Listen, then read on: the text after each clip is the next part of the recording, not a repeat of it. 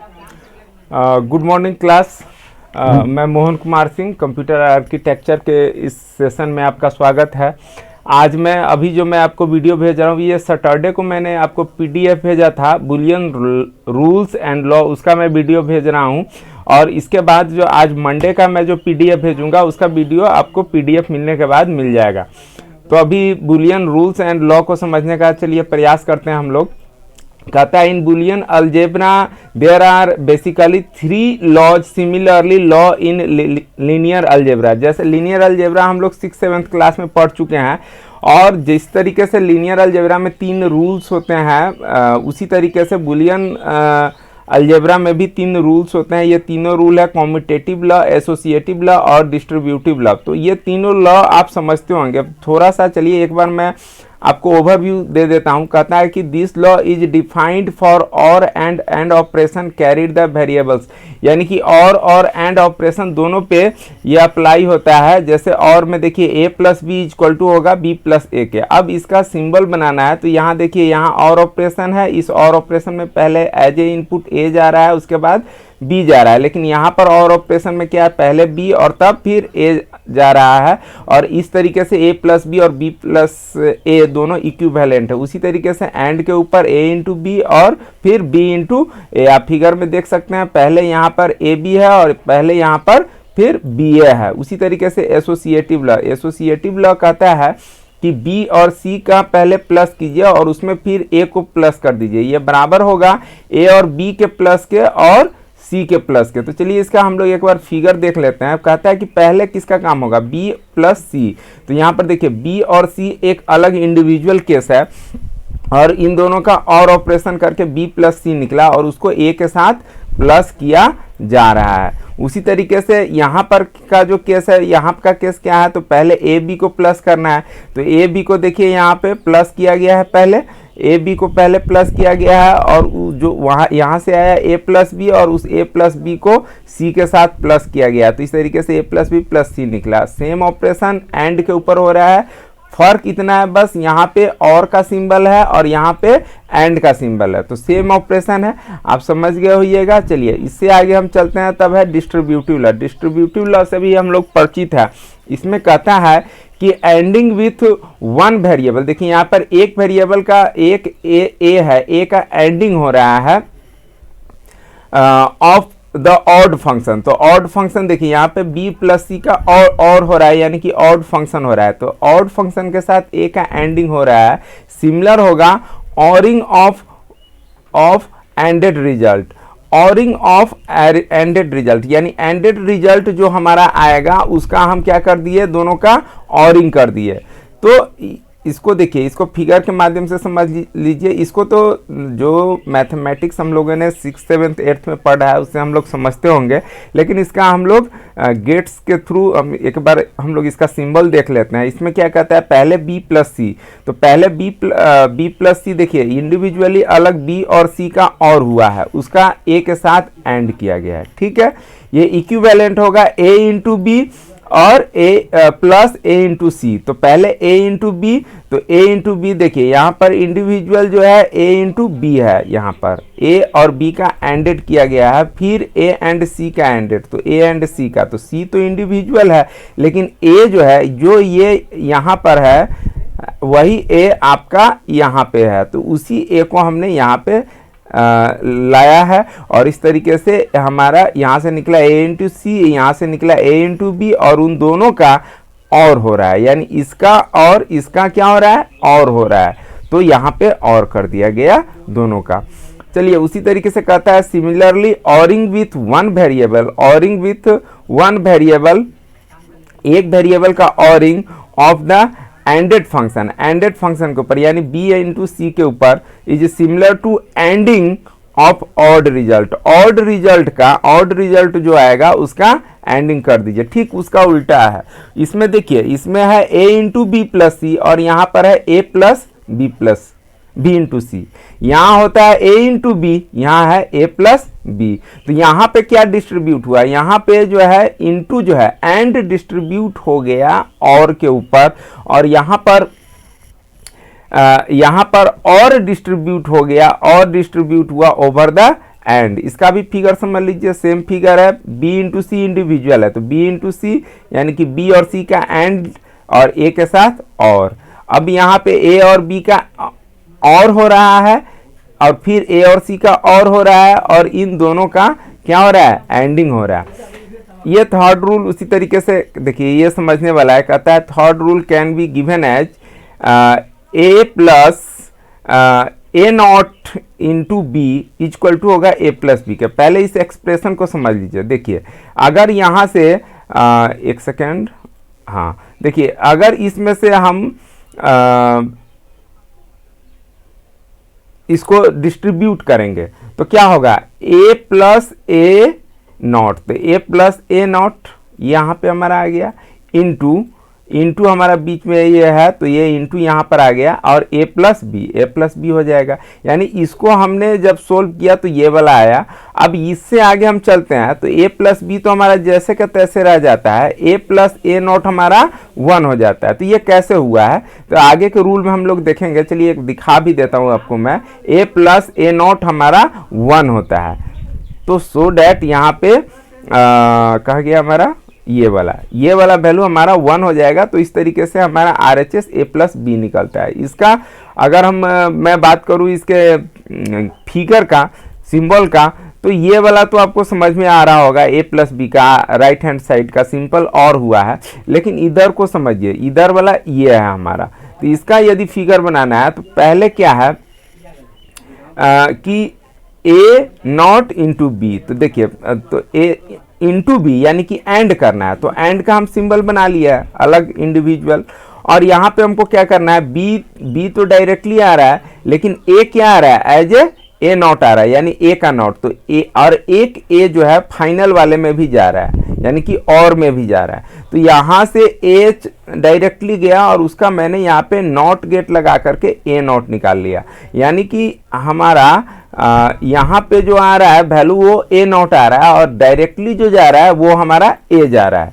तो इस तरीके से ए नॉट और बी का एंड करेंगे तो ए नॉट इंटू बी आ जाएगा और इस तरीके से फिर दोनों का रिजल्टेंट हमारा यहाँ पे इस तरीके से और करके आ जाएगा। चलिए अब बुलियन रूल्स की बात करते हैं। तो बुलियन रूल्स की जब मैं बात करता हूं तो कॉम्प्लीमेंटेशन रूल देखिए, ये सिंपल है, कहता है कि 0 का नॉट कीजिए तो 1 होगा। सिंपल सी बात है, नॉट गेट हम लोग पढ़े हुए हैं, किसी के ऊपर नॉट लगता है तो रिवर्स यानी कि उल्टा हो जाता है और वैल्यू यहाँ पर 2 ही होता है, या तो 0 होगा या फिर 1 होगा।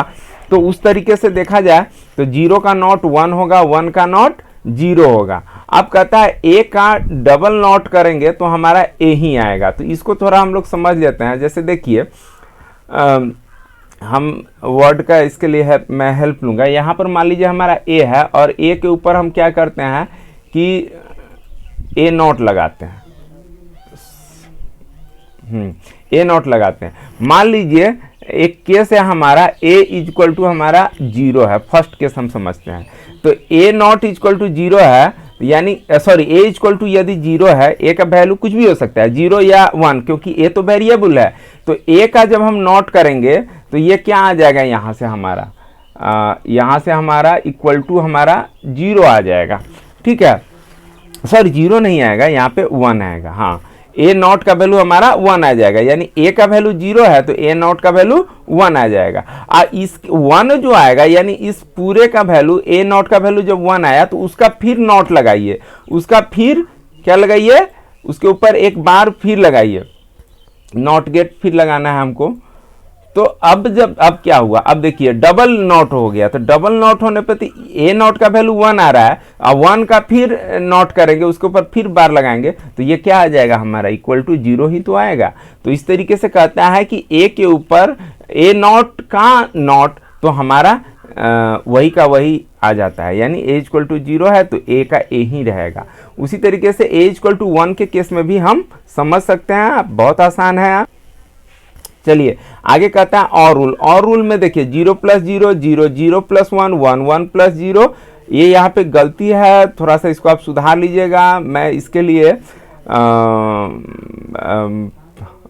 सॉरी, इसके लिए जो है यहाँ पे 1 होना चाहिए, मैंने देखा नहीं है और वीडियो मैंने अपलोड कर दिया। इससे पहले भी एक आध मिस्टेक हो चुका है, तो खैर क्लास में तो मैं बोर्ड पे सही कर देता हूँ उसको, लेकिन नोट्स पे मैं देख नहीं पाता हूँ और सीधा मैं आपको भेज देता हूँ। तो इसके लिए वापस से फिर से सॉरी, आप इसको 1 कर लीजिएगा। यहाँ पर 1 + 0 1 होगा, 1 + 1 1 ही होता है। अब यहाँ पे आ जाइए वेरिएबल के केस पे, a का वैल्यू कुछ भी रहे 1 रहेगा, तो 1 + 0 1 ही होगा, यानी a + 0 a का वैल्यू मान लीजिए 0 है, तो 0 + 0 0 ही होगा, तो a + 0 a + 1 1 कहता है। अब देखिए इसको समझिए, a का वैल्यू यहाँ 0 लीजिएगा, a का वैल्यू 0 या 1 इन दोनों में से ही कोई एक हो सकता है। तो a का वैल्यू यदि हमने 1 लिया तो 1 + 1 1 ही होगा, a का वैल्यू 0 लिया तो 0 + 1 1 ही होगा। उसी तरीके से कहता है a + a होता है, तो a का वैल्यू 1 लीजिए अगर, तो 1 + 1 1 ही होगा, यानी a + a का वैल्यू मान लेते हैं 0 है, तो 0 + 0 0, यानी a + a, ये भी हमारा a ही होगा। चलिए अब इसको समझिए, कहता है a + a0 हमारा 1 होता है, a + a0 1 कैसे होता है? तो देखिए मान लीजिए कि a का वैल्यू हमारा 0 है, क्या है हमारा 0 है, तो 0 + 0 का नॉट, तो 0 + 0 का नॉट कितना होगा 1 होगा, तो 0 + 1 1 आ गया, प्रूफ हो गया। दूसरा केस में मान के चलते हैं कि a का वैल्यू हमारा 1 है। अब क्या है, a का वैल्यू 1 है, तो 1 + 1 का नॉट, तो 1 + 1 का नॉट क्या आएगा 0 आएगा, यानी 1 + 0 ये भी हमारा 1 ही होगा। उसी तरीके से एंड रूल है, तो एंड रूल में भी इतना तक में तो कोई दिक्कत नहीं है, क्योंकि × 0 × 0 × 0 है तो 0 ही होगा, लेकिन 1 × 1 भी हमारा नेक्स्ट रूल जो है 1 होगा। अब वेरिएबल के केस में समझिए, a का वैल्यू 0 रहे या 1 रहे, अगर उसमें 0 से इंटू हो रहा है तो 0 ही आएगा। a × 1 करेंगे तो अब देखिए a × 1 कहता है a होगा, तो देखिए a × 1, तो a का वैल्यू मान लेते हैं यहाँ पे हमारा 0 है, क्या हमारा 0 है, तो क्या हो जाएगा 0 × 1, तो 0 × 1 0 ही होगा, तो a का वैल्यू 0, सो डैट a, अगर a का वैल्यू मान लेते हैं कि 1 है, तो 1 × 1 1 ही होगा, तो a का वैल्यू 1, तो सो डैट a × 1 भी 1 ही होगा। फिर उसी तरीके से कहता है a × a भी हमारा a होगा, तो a का वैल्यू मान लेते हैं 0 है, तो 0 × 0 0, यानी a × a का वैल्यू 1 है, तो 1 × 1 = 1, ठीक है। उसी तरीके से कहता है a × a0 हमारा 0 होगा, तो मान लेते हैं a का एक केस है कि a = हमारा 0 है, तो 0 × कुछ भी रहेगा तो 0 हो जाएगा, लेकिन हमारा a का वैल्यू 0 नहीं है, a का वैल्यू हमारा 1 है, तो 1 × 1 का नॉट, तो 1 का नॉट क्या होगा 0 होगा, तो 1 × 0, a = 1 करते हैं, तो 1 × 0 ये हमारा 0 हो जाएगा। कॉम्यूटेटिव लॉ ये इसको हम लोगों ने अभी पढ़ा ऊपर, a + b b + a × b b × a, और उसी तरीके से एसोसिएटिव को भी हम लोगों ने पढ़ा था, और अभी डिस्ट्रीब्यूटिव को भी हम लोगों ने देख रखा है। अब इसमें जो ये थर्ड रूल कहता है यहाँ वाला, इसको थोड़ा समझने का प्रयास कीजिए। तो इस तरीके से तो मैंने प्रूफ कर दिया था आपको, लेकिन इसका एक और तरीका है, देखिए इसी से जनरेट हुआ है ये जो रूल्स है, इसी रूल से एक और फार्मूला, एक और तरीका जिससे हम प्रूफ कर सकते हैं a + a0 × b = a + b। तो इसको हमने यहाँ पे किया है a × 1, अपने मन से कर दिया है। देखिए इसको हम LHS को लेके चल रहे हैं और RHS पे पहुँचना है, तो a × 1 कर दिया है, a × 1 कर दिया, 1 अपने मन से डाल दिया। तो देखिए a × 1 क्या रहता है हमारा a ही रहता है, तो इस a में 1 × 1 हम लिख सकते हैं, a × 1 हमारा a की इक्विवेलेंट होगा। अब देखिए 1 को हमने किससे रिप्लेस कर दिया है, 1 + b से कर दिया है। तो देखिए तो यहाँ पर a + 1 क्या होता है हमारा 1 होता है, तो 1 को हम लिख सकते हैं ना 1 + b, कोई दिक्कत नहीं इससे। अब ये तो जैसे का तैसे हमारा चल रहा है इस साइड वाला प्लस a0 × b।